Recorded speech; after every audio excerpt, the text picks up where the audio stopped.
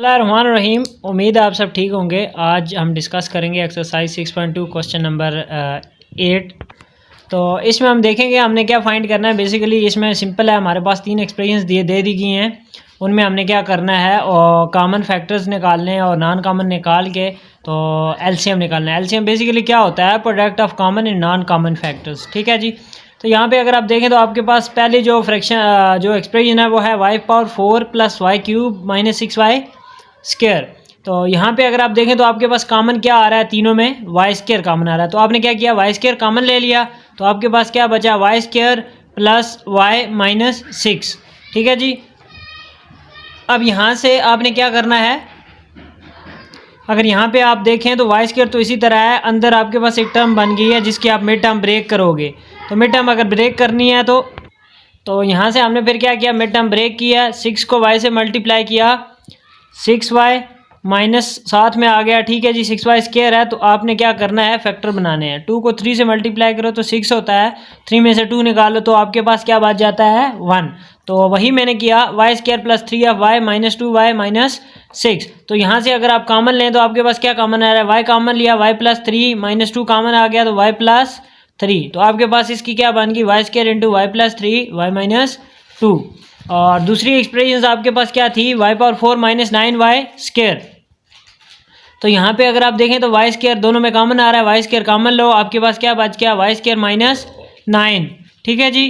तो यहाँ से अब आप क्या करोगे, y² इसी तरह रहेगा, y² माइनस 9 को अगर मैं लिखूँ तो 3 का स्क्वायर लिख सकता हूँ, तो 3 का स्क्वायर।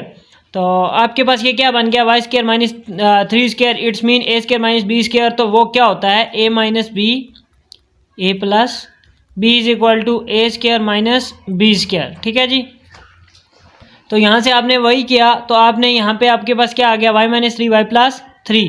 तो आपके पास दूसरा फैक्टर ये आ गया, और तीसरा जो आपके पास आ गया वो उसके तीसरे फैक्टर बनाओ, उसके क्या बनते हैं तीनों में। अगर यहाँ पे आप देखो तो आपके पास जो एक्सप्रेशन है वो है y³ plus y square minus 6y।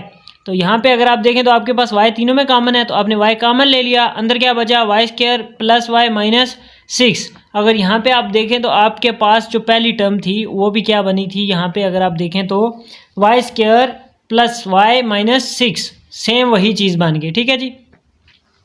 तो आप सेम वही ऊपर वाला जो प्रोसीजर है वही रिपीट करो, यहाँ पे वही रिपीट करके तो आपके पास ये क्या आ जाएगा, y into y plus 3 y minus 2। ठीक है जी, तीनों आ गए। अब इनमें कॉमन फैक्टर क्या आ रहा है आपके पास, अगर आप देखें तो y प्लस 3, एक आ गया y स्क्वायर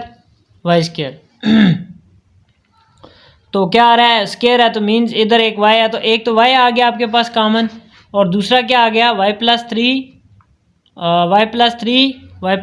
3 और कॉमन फैक्टर आपके पास क्या आ गए, y इंटू y प्लस 3। और नॉन कॉमन बाकी जो बच के वो आपके पास क्या है, एक बचा y आपके पास। यहाँ पे अगर आप देखें तो एक आपके पास y स्क्वायर में से एक कॉमन चला गया, तो एक y बच गया, इन दोनों में से एक y कॉमन आ गया, तो आपके पास एक y आ गया।